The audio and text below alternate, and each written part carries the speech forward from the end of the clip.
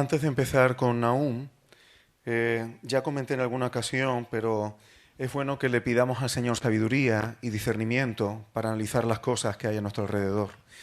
El, el asunto de lo que está pasando allí en Israel, muchas veces nos presentan como si los palestinos, todavía hay quien los presenta como los antiguos filisteos, y eso no es así.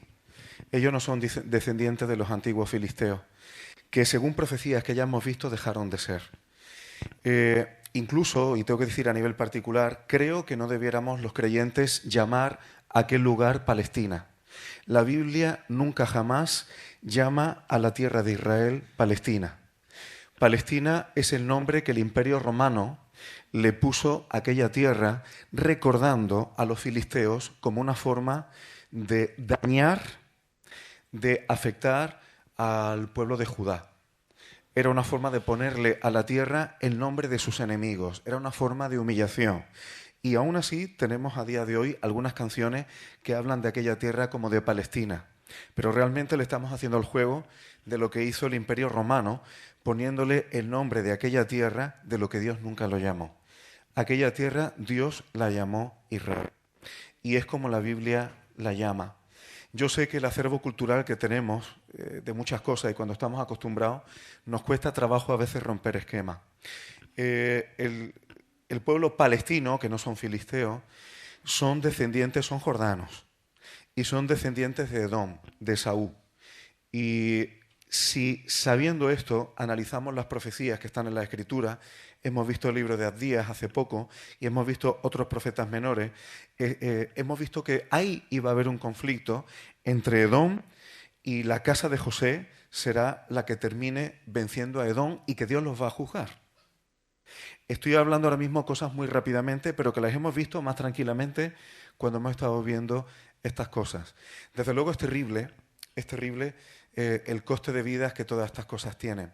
No sabemos cuándo sea el fin, solamente el Señor tiene los tiempos en sus manos, pero en Zacarías, al final del libro de Zacarías, que lo hemos visto también, si mal no recuerdo, lo hemos estudiado en alguna ocasión, al final de Zacarías Dios dice que va a poner Jerusalén como una copa que embriague a las naciones.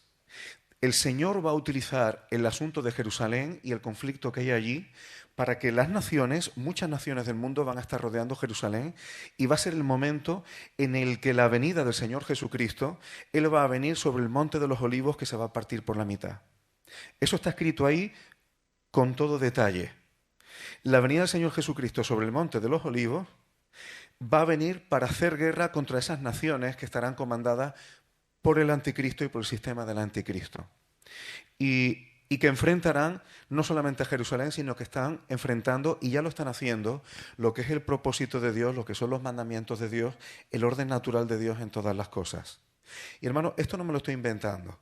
Lo podéis ver a la Escritura vosotros mismos y lo podéis comprobar. ¿Por qué estoy diciendo esto? Porque, como ahora veremos en el libro de Nahum, pero va a haber dos tipos de personas y no hay términos medios. O eres enemigo de Dios o eres de los que confían en el Señor, como veremos dentro de un momento. ¿Y qué significa confiar en el Señor hoy día? Y es lo que nos introducía nuestro hermano Antonio esta mañana. Efectivamente, el mundo quiere unidad en torno a Babilonia, en torno al anticristo, en torno a su sistema, y parece que la unidad a cualquier precio es deseable. Y efectivamente, la Biblia no defiende eso. Babel, en Génesis 11, era unidad. Era unidad. Y Dios deshizo esa unidad.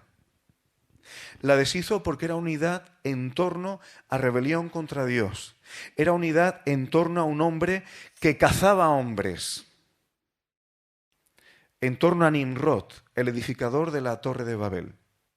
Que por cierto, creo que lo hemos dicho en alguna ocasión, no solamente era una torre, era una gran ciudad. Y desde hace mucho tiempo fijaos que ya no se habla de países. Eso queda en un segundo plano. Todos somos ciudadanos. Fíjate que cuando los gobernantes se dirigen a su propio pueblo, no dice patriota ni ese tipo de cosas. Somos ciudadanos todos. Ese globalismo que se está vendiendo en torno a una ciudad, esa ciudad es Babel, es la Babilonia de la que habla Apocalipsis. Es un globalismo en torno a un sistema diabólico que se opone a todo lo que se llame Dios y a todo lo que es el orden y los mandamientos de Dios. Si nosotros estudiamos los mandamientos de Dios, si estudiamos la ley de Dios, si estudiamos el orden que Dios quiere para las cosas, nos vamos a dar cuenta que este sistema, si Dios dice blanco, va a decir negro. Si Dios dice negro, va a decir blanco, pero hasta los más mínimos detalles. Y este sistema, cuando hace eso, está humillando al ser humano. El ser humano está llegando a niveles ridículos. Yo ya no enciendo la televisión, me pongo negro. Porque los personajes que yo veo en la televisión digo, esto es ridículo. Este sistema está ridiculizando al ser humano en cualquier cosa, en cualquier ámbito de la vida.